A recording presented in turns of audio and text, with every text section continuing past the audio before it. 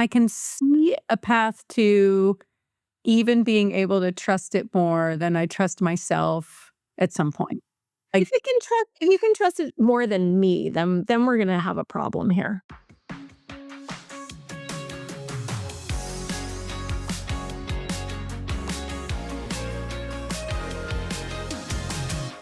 Hey, Meg. hey, Amy, how are ya? Welcome back to the Meg and Amy show, everyone. Oh, it's so good to be back. It's a lovely day, and you've already criticized my outfit, telling me that I'm wearing fall colors when it's almost summer. So I'm on a roll. Meg, I went to the Valkyries home opener last night, took my mom for Mother's Day, but I missed how much energy and inspiration you get from being in that arena with those amazing women. So anyway, I'm feeling lots of women power today. Oh, I love that. And you managed to keep your voice, which is a good thing. I did. How did they do? Did they do okay? They did. Yeah, they started off terribly and it was looking pretty bleak, but the second quarter was probably their best quarter they've ever had. And then they just kept the lead the rest of the game. So, yeah. Love that. Love that. And how special to do a Mother's Day event at the Valkyries. Yeah. That's the Well, I have I'll show a picture here of my mom getting excited during the t-shirt toss. oh. So there's nothing like a t-shirt toss to get everyone of all walks of life excited beyond imagination. And my mom, I just had to take a picture of her because it was hysterical. So So eager to win the T-shirt. Well, I sent my mom flowers, so I'm not a complete loser on the Mother's Day category. But can we say hi, mom, to your mom too? definitely hi, mom, to my mom. All right. So, another quick note before we dive into today's topics, and that is that we've gotten so many nice messages from our listeners and watchers and friends of the show, and I wanted to share one of them. Here it goes. I enjoy following your podcast, and Meg's recent post about the well-regulated nervous system resonated hard. Keep sharing that wisdom. The world needs it. Oh, how sweet. Thanks Oh, so much. you know, it is always surprising to me and always so wonderful when people send us a note and just tell us how we connected. And it's surprising because I don't anticipate it. And also sometimes you're never sure if people are ready for some of the things that you're ready to talk about. So it's just really nice to get the calibration. I should say I have a Q2 goal to get our LinkedIn followers up to 1,000, and we're in the mid 700s. So we have some room to grow. And so please do share the word. Get a friend to join us because it really helps us both for our energy and for what we're trying to do, which is really help people figure out what to do in this moment. Yeah, Meg has the LinkedIn goal, and I have a YouTube subscriber goal. So please share. Please share the video on YouTube and convince your friends to subscribe as well. Thank you. And neither of us has a very good handle on tracking our Spotify or Apple Podcast listeners. So we're going to figure that out some point too. All right. So we've got 3 arcs to talk about today in the category of what survives? How do we survive? What happens next? And the first one is really inspired. Well, there's a lot of inspiration from Jaya Gupta in this episode. So Jaya's recent piece, which is called "Experience is Now a Tax," which I think Meg and I commented on quite a bit on LinkedIn. Here's the setup from Jaya's piece. There is a CIO at a large firm somewhere right now who has never opened Claude, cannot explain what a Claude skill is, and still asks his reports to print documents and leave them on his desk. And he is the person making the decision about a firm's AI ROI. And then she pairs this with the idea that a 22-year-old who has tackled these capabilities and these skills is shipping production code by lunch. All right. So, Meg, your response to this was a few things. You want to share what you were thinking? Yeah. So, first off, I love the fact that we're really investigating where are the durable pieces for experience and where are the things that have to change. I think that the onslaught of all of the things going on with AI can feel very overwhelming to people. And I think a little bit of this narrative is, to me, a bit of a risk because it also places the idea of kind of good or bad in a world where I think we understand that there's a lot more shades of gray. And I think that it creates a little anxiety in me when people are getting a bit absolutist. It is true that every job is going to change and that expertise in the old model of how we worked is not durable in any form or function. And so that piece I completely believe to be true. And yet I also believe that there's just never been a more important moment to have crystallized intelligence. It is the building blocks of your expertise that are valuable, not necessarily the decisions and the playbooks from your expertise.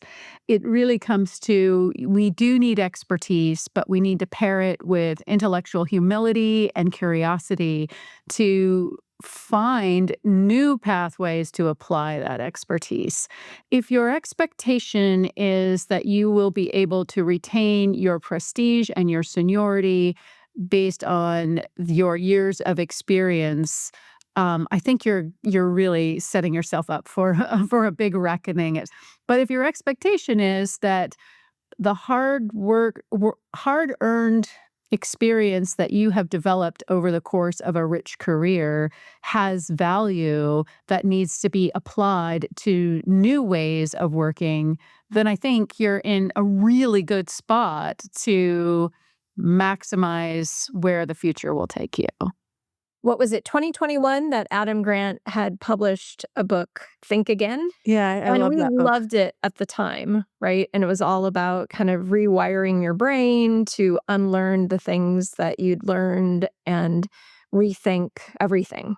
And it meant a lot then, but how prescient he was in terms of the moment. I feel like everybody needs to read that book again because it's so important. And that fits in perfectly.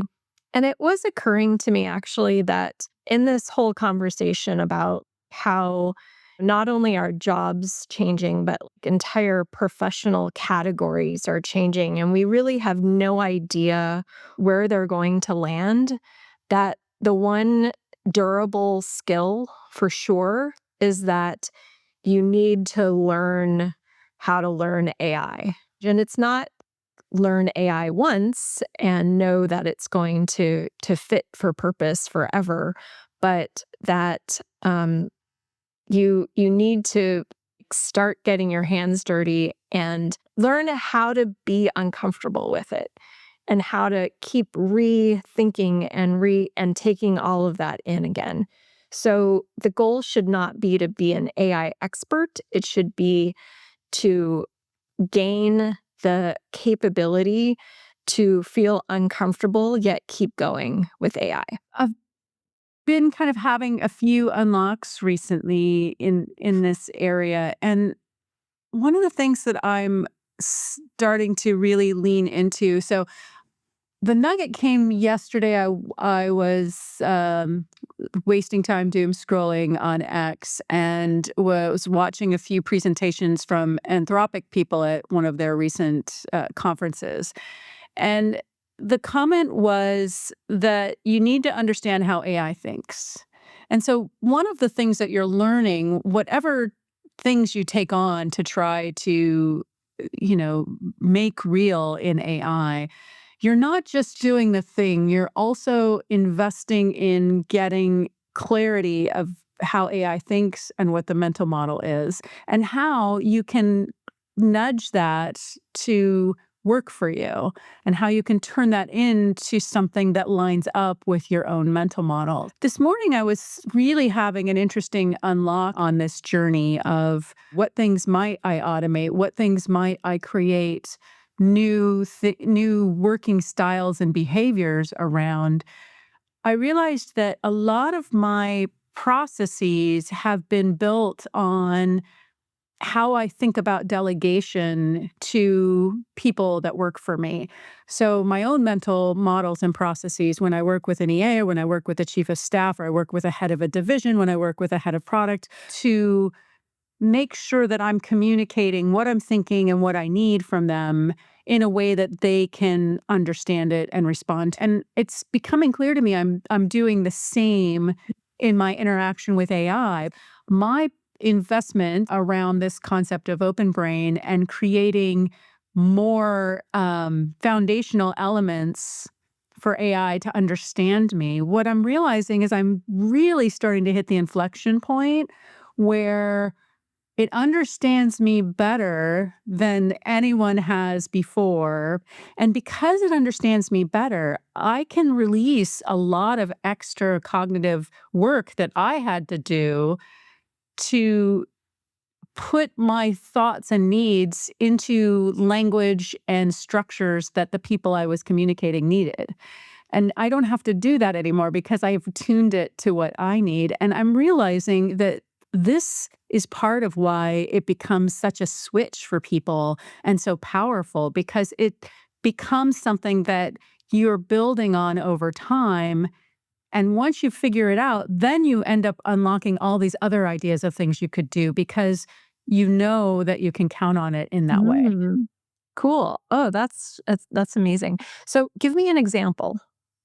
So I've observed a pattern where Amy gives me an assignment and I tell her to go pound sand because that's just too complicated. Then I'll realize, oh, I have this idea of what I really should do, and it will be Amy's idea from the beginning that I told her was impossible. Today's example of that was getting help with calendar. Everybody that knows me knows it just creates all kinds of anxiety for me, being my own EA. And so in the past, when I've had an EA, I have sat down and walked through, okay, these are the things that are uniquely complicated for me in logistics. I have some hacks of like, okay, if I'm going to meet with people, I put my notes right before the meeting so that I can prepare. I realized that there's really two problems with calendaring for me. And one is, should I do this thing? And then secondarily, if I should do this thing, how can I do this thing? When can I do this thing? Where does it fit in the calendar? Those are two separate problems. And so today I decided to tackle the bigger one, which is, should I do this problem? And I have an interesting Q2 goal that says, start saying no to more things. And so it was a perfect time to lean on that momentum to say, somebody's invited me to this thing. Should I do this thing?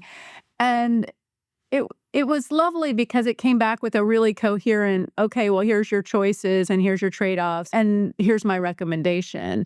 And so anyway, that was like such a big unlock for me because usually what happens when I get one of those is I just leave it in my inbox for a Sunday morning when I have enough time to really think it all the way through. It was just a really interesting mental unlock of figuring out what is the problem.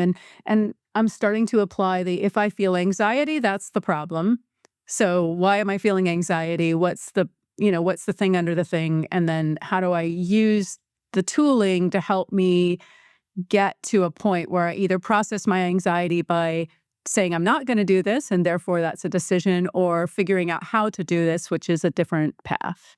So what I'm hearing in general is that you didn't trust your employees, and basically they built, or you built, the trust in them to actually be able to do what you need. But you went kind of from, this is how much I could trust one of the people that worked for me, maybe on day one, and then and then this is how much I could trust them on day 2 and going forward. And with Claude, you started like way over here and you're like, I don't trust it at all.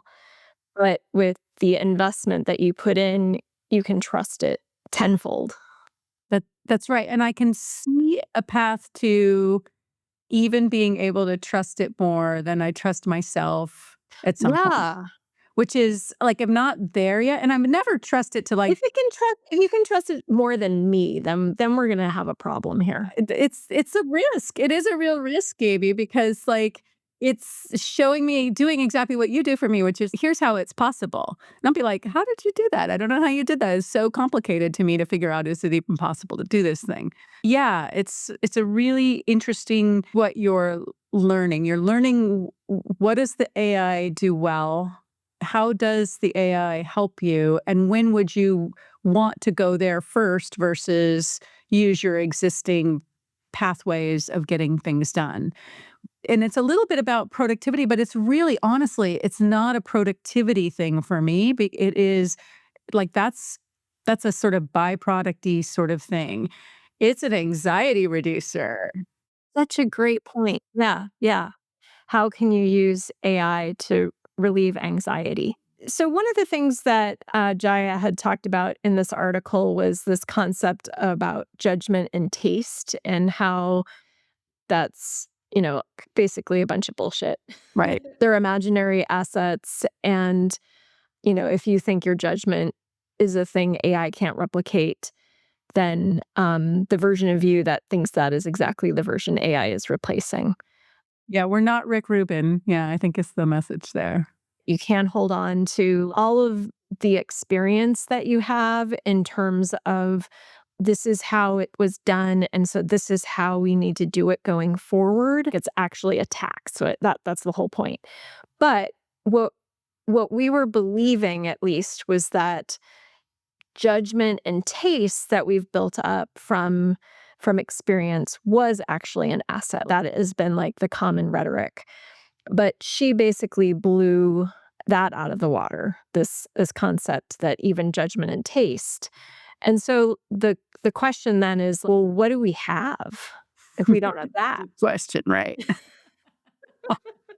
My thesis is that if you spend the time to be intellectually curious and you spend the time to allow yourself to rethink and be open, and you do that in the spirit of learning how to rewire through AI and try new things and new pathways, then you can combine that with your understanding of the the market, the business, the domain, and start to be a translator between what it is that we used to do and how we need to move forward. And that is like the most golden job that is going to be needed, at least for the next decade, I think, as we, move through this whole transformation. Probably in 10 years, we're just all rewired and need to move on. But like, I think that is a durable skill. How do we differentiate? How do we add value? I think it's the right way to think about, where the opportunities are coming. I think it's also the right way to ground yourself in your own transformation, because I think if you're going to lead transformation within any org or any group, you really have to figure out for yourself how you're going to show up and how you're going to bring the right kind of energy and the right kind of role modeling to this. Not understanding how work is changing for yourself personally is a huge risk. The more we can create better opportunities for people to absorb the reality that they've got a lot of work to do in their own learning journey, but also pave the path for them so that there is a better clarity of what's in it for me and why that isn't as scary as it sounds, I think is really important right now. Mm. Yeah, I love that.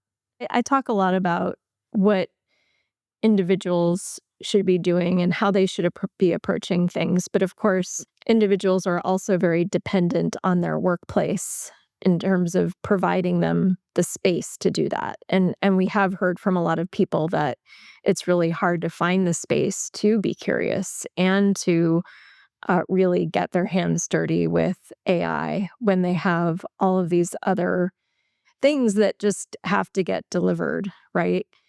And so an organization needs to provide that time, space, and energy to its people in order to build those skills. And if they don't, then it's a downward spiral ultimately. Whether it's great people leaving because they don't have the space to do it, or it's that everyone just obsesses too much about AI for um, getting more productive at the stuff that really doesn't matter. And they don't have enough time to really think about relieving anxiety, about, making huge dents in value. If your organization is not providing you a pathway, if it would be your next best move would be to do this for yourself. Pay the $20 a month, go ahead and hit some throttles and implement a few things so that you really understand what is the art of the possible. If you're building an organization, I think there's no more important thing than you can focus on right now than to clarify the one or two big projects that you want to go all in on with AI and to work on paving the path to make it easier for people to on-ramp in a way that works for your business in your context. So organizationally, we need to move away from, how many tokens is each person using? That might be a data point, but it's to me not as an instructive data point. Where there's so much knowledge sharing happening right now, and you're starting to see some pretty recurring patterns. It's really not a bad moment to jump in because you're going to be able to follow a lot of really good scaffolding to get you started. And I would want to make like one little pitch for the couch to 5K of AI agents. I Oh, think was Lenny? I don't think that was Lenny. Was it? it was on Lenny's blog, Oh, with but it Lenny. was a It wasn't guest. Jim. It was a guest. Okay, okay, Yes. gotcha. Wow. Lenny does Okay. guest Yeah, bloggers yeah, yeah, yeah, often. yeah. Yeah. And so the Because it woman was a that did it, woman. I really also just liked the positioning, how to start in a very approachable and not an overwhelming way. And so it was broken down to like 10 minutes a day. What are you going to do each day? What's the specific task that you're going to do, including day one, you're going to sign up for a subscription to Cloud Code. So, And that was Hillary Gridley, the author of Couch to 5K for AI. there's a lot of people out there that are building great tools to help you get started. So I just think there's just no reason not to jump in. Curiosity survives credentials, so that's good. Um, there seems to be a second thing that survives, but the first part is really cringy, and that is talking about Claudie language, which the great Ethan Mollick had written just a great piece about the introduction of. Oh, I'm going to say this wrong. Chiasmus. Words that I didn't know existed Yeah, and forgot already. chiasmus or chiasmus, one of those parataxis, ascendetic tricolon. No idea what those words are, but they sound very, very smart. But anyway, the whole point is that, and as I commented on his post, that the dramatic style that Claudie writing brings is just like super intoxicating at first. So when you first read these pieces, when they first started coming out, you're like, oh wow, this is such great writing. It really captures my attention. It seems easy to grasp. But then you start to Then it realize hits that me. yeah, then it hit me that it's like raise my heart rate, and I'm like, oh my God, I got it, like it just, and then it just becomes so like disgusting Yeah. over time. Um, but in like more practical terms, what we're seeing is, what we've called AI slop or what have you, but everything's just kind of averaging out. All the landing pages are the same, all the pitch decks are the same, all the slides are, everything is just so average. And at the same time, this gives us some opportunity to differentiate. So, what does that look like? In the very early days, there was somebody that made a case where what we were really going to do was elevate mediocre. Mediocre had a really low floor, and we were going to raise mediocre to a much higher standard. And I think that in this writing context, this is a perfect example of this. That we have taken people that were, maybe not great writers and turned them into having the ability to write stuff that sounds interesting.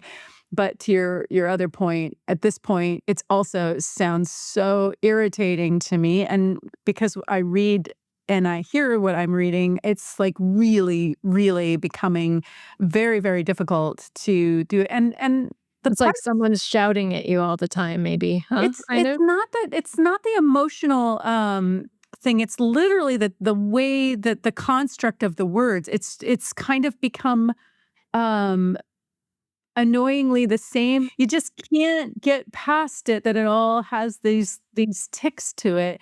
And and the worst part about it is that people that I admire and know are great thinkers are writing interesting stuff that I really want to read, and yet I find myself kind of getting annoyed while reading their stuff, which is not a great emotional reaction to be having. And I don't have a strong recommendation for myself. I've just given up and gone back to, oh, just enjoy reading my grammar mistakes and typos because because I just can't be party to this kind of writing. Yeah, I So did notice in Ethan's post on the topic, his very last word is misspelled. yeah.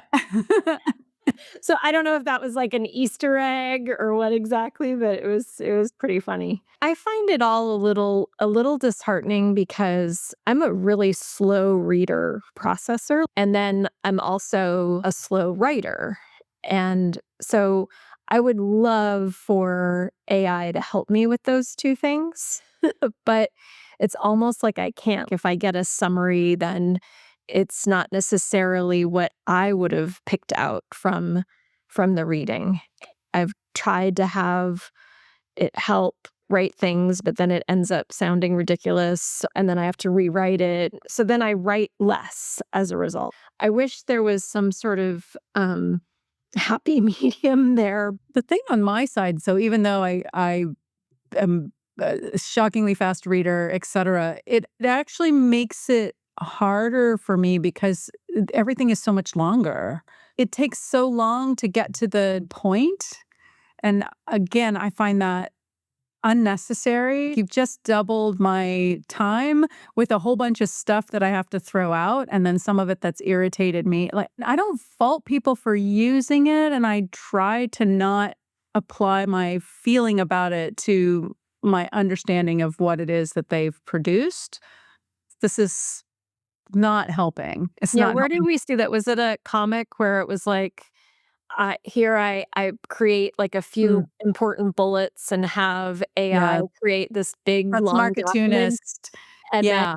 and then I send that off, and then the person receives it and has AI condense it down to a few bullets. Exactly, exactly. That's Marketunist, and the key part in there is that it says that I can pretend I read it and I can pretend I wrote it. I think you said something about this topic, what, like 17 years ago? What was it that you said?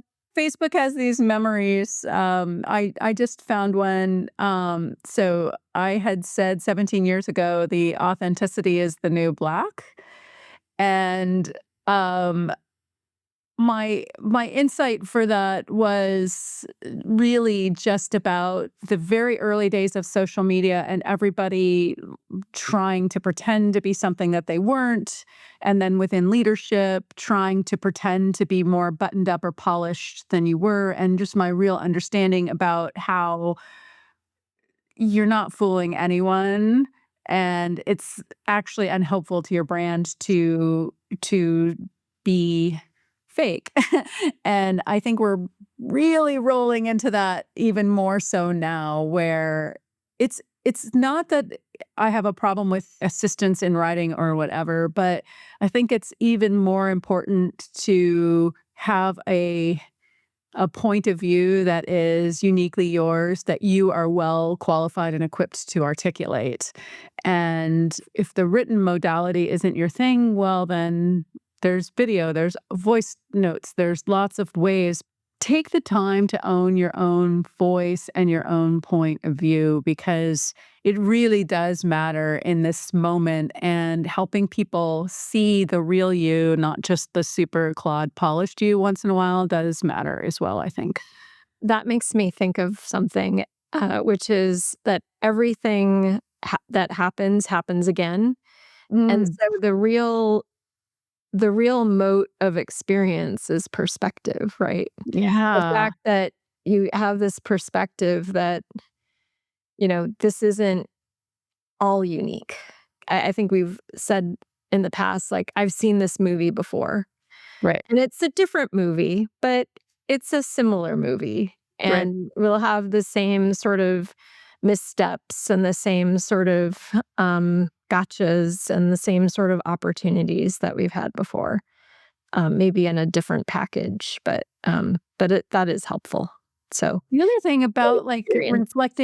reflecting on a view from 17 years ago and just first off, how time goes so quickly, but second off, my comment underneath it was, "I need to blog this," and so I looked it up because I know I actually did follow through with that action item, and I blogged it literally, like, a week later.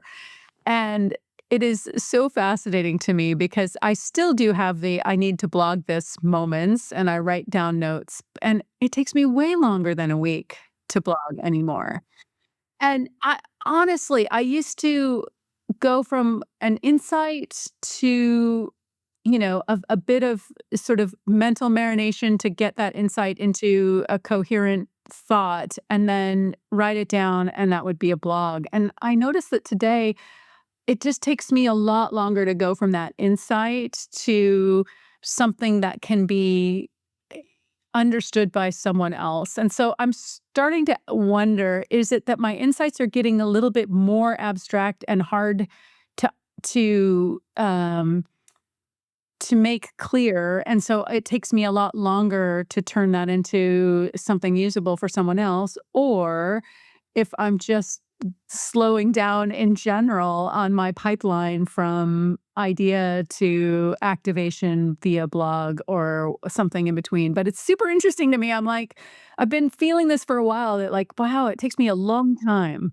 I have a theory, and that is that, you're moving from trends to convergences. Ooh, tell me more. This sounds exciting. Yeah, well, so we talked about, Amy Webb's, whole move from trends to convergences. You used to think more in trends of like, "Okay, there's this one single idea, and let me just get this thought about this one single idea." But now you're reading this, and you're reading that, and you're reading this, and you're listening to this, and, like, all of them are, like, creating all of these connections, and your mind is like trying to figure out like what's the convergence of all of these things and then how do you communicate what all of the connections of those things mean in one piece, Right. and that is really difficult to do versus taking a signal and a trend and communicating that. Right. Right. Right. Yeah, that has a lot of links, if for no other reason to give me a little bit better self-esteem about the whole thing, so thank you very You're much. welcome. You're magical, my friend. All right. So arc 3, ready? All right. Yes. This is another Jaya moment here, a more recent article that she wrote called The Next Great Moat, which we so the first one was kind of hard to take. This one we were just like, yay, Yes. awesome. So this is about how the shape of your company itself is becoming the moat. And what she means by shape is she means what you're about, who you're attracting, who you're enabling to thrive, and how you're going about your business. So here's a line from her piece. Great companies are not just places where talented people go. They are structures that let a certain kind of talent finally express themselves. Isn't that just so lovely? I mean, like in all of this kind of like the sky is falling, AI first, let's fire everyone. We don't need middle managers. All of this kind of energy to come back and really anchor on purpose is just, oh, it's just so wonderful to me right now. I can't even tell you. Yeah. So, one of the things that I really loved in this article was how she laid out the contrast between feeling chosen versus being seen. And I think this is so important because um there's always been such a focus on, on recruiting and getting the right match. And, people feel that lifted sense of self-esteem when they are chosen for a role and they believe that they are the person that is meant to accomplish this job and so on. But, you know, and we talked about this in a leadership corner about, okay, well, what happens when the ground shifts from under you and maybe the people who chose you aren't around anymore, or it's just not clear what your mission really is. And like what we didn't articulate then or really quite realize is what Jaya is saying is that then you stop feeling like you're being seen. The purpose that you had, the value that you felt like you brought is no longer necessarily what other people are valuing.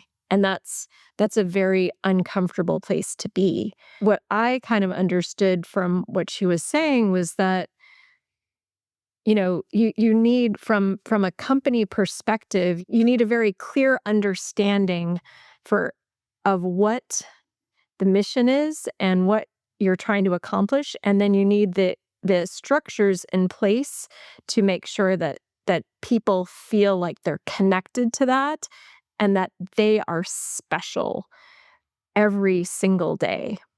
And second to that, I think that golden managers are really good at doing that, of helping people feel seen. I think that's such a big insight. The manager wars are definitely causing me an emotional reaction, and emotions are data, and the data is not looking good for the people that are creating these manager wars in my book. In the course of a long career of leadership, you get a lot of feedback. The most touching and inspiring feedback that I've got, the stuff that just really speaks to me has always been around this about people feeling seen. And it is something that I figured out really early in my career. I really always naturally gravitated to what what I would describe to myself as a sort of a two-pronged approach. My first prong would be like get to know who the people are, what they do, where they're good and where they're challenged, and figure out the new things that I needed and how I could apply them. And that was like step 1. And then step 2, which is I think the part that a lot of people struggled with, was I would go into sales mode and I would sit down with somebody and I would say, "You're amazing at this. I have this massive big challenge. I think you would be perfect for this. I know this isn't anything you've ever thought about doing before. It's kind of out of left field and it sounds crazy, but I promise you, you're going to learn a lot in this journey and you're going to be amazing at it. And I think this is an opportunity you shouldn't pass up. And then the next thing I would always say is, do me a favor. Don't answer me now because I know I'm just coming at you from left field and you've never thought of this. Sleep on it. Let's talk tomorrow and give me your thoughts. And I would have like a 90% sales hit rate of people coming back, at least saying, okay, I'll give it a go. Some more enthusiastic than others. And, after the 6 months or the year or whatever, how long that sort of mission lasted, they would always come back and be blown away. Like, how did you know I'd be good at that? How did you understand that that was a challenge that I needed?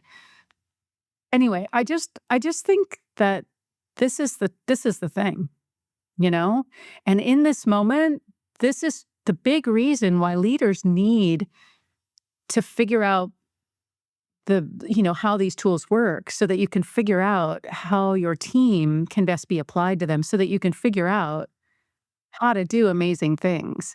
And so we have to stop with just the mechanical rote thinking and get a little bit heart-centered here and figure out how to make these new pathways bigger than we've ever thought before. Yeah.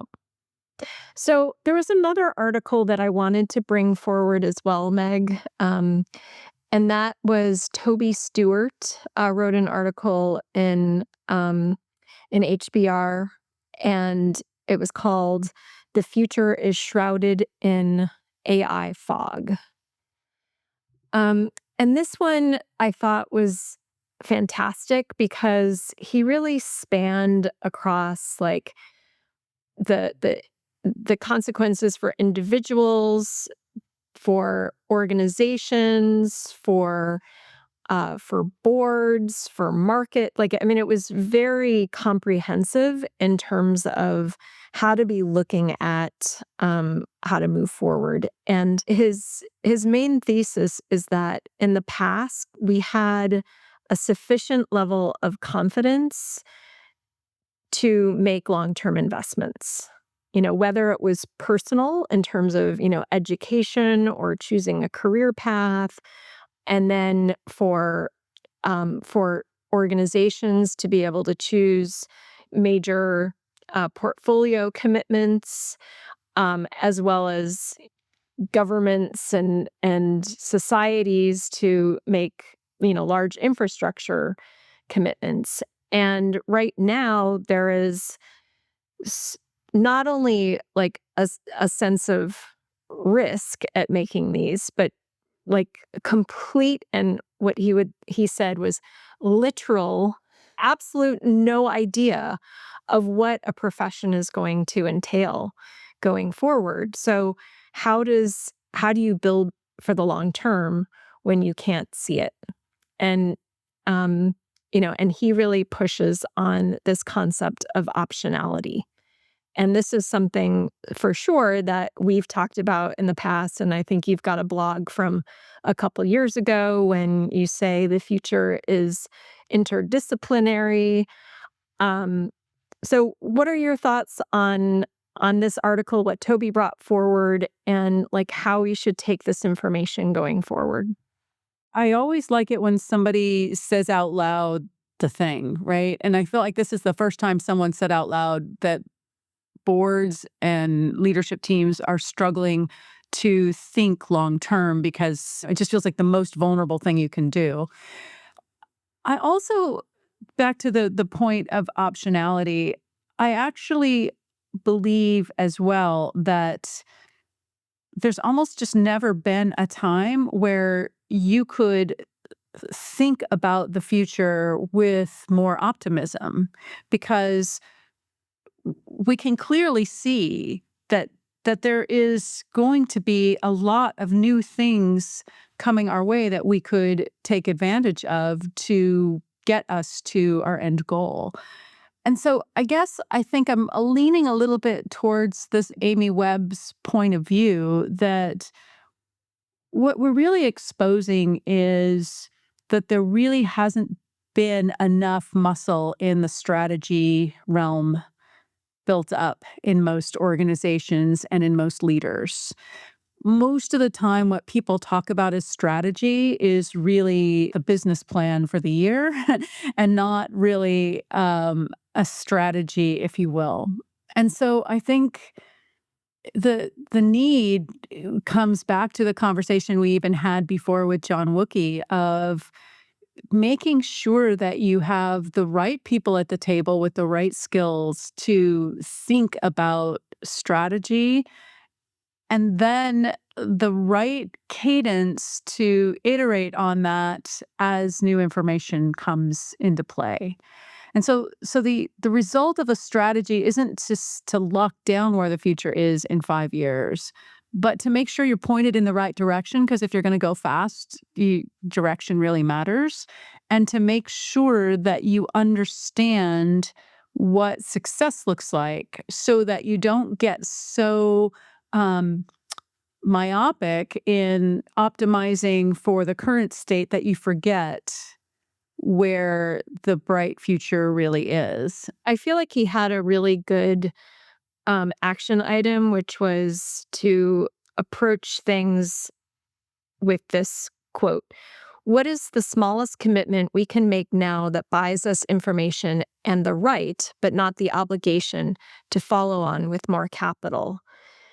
And when I combine that with another article that that you pointed me to, which was Dara Curran from Intercom talking about how his company tripled their development productivity leveraging AI, and how they selected uh,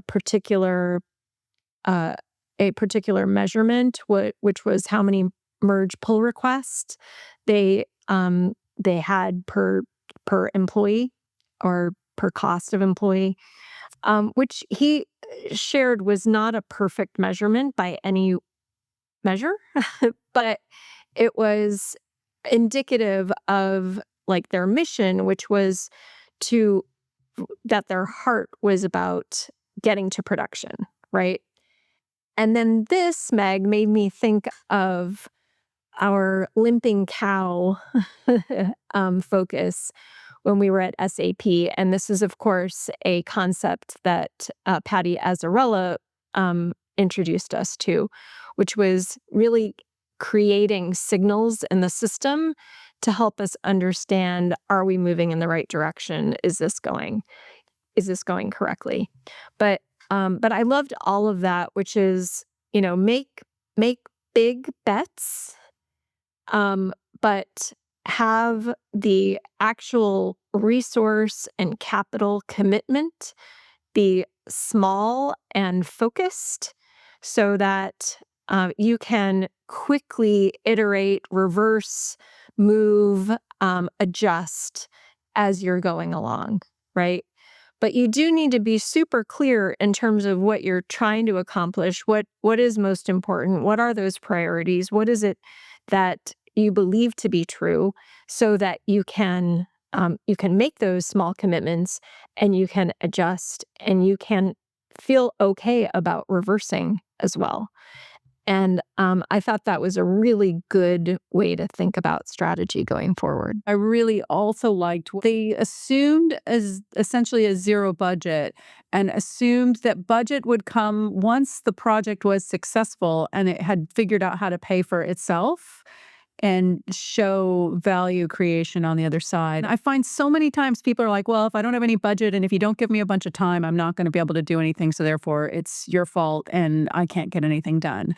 I think we need to recognize we're moving to this high agency kind of model where you can be scrappy, you can figure things out, you can make sure that as you're building, you're thinking about it in a financially responsible founder mindset. It just can't be a pilot per That's right. Charlene. Like That's right. there has to be enough of a big bet and a sense of commitment that it matters. The other thing that I read into that whole like zero budget thing was the the assumption of kind of like a clean slate everywhere. Like, there's nothing other than compliance commitments and that sort of thing that should warrant existing budget, that everything should start with nothing and then you grow from there. Right. And I think that's a really interesting and really hard thing to That's do, but a good, at least a good exercise for organizations to take on. Yeah, I've done that or, versions of that multiple times in my career. It has always come with a ton of pushback. Everybody, Yes.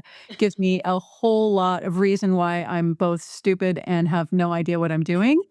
Um, but I will Well, tell because you. that exception bucket, which Yeah, you see as this size, yeah.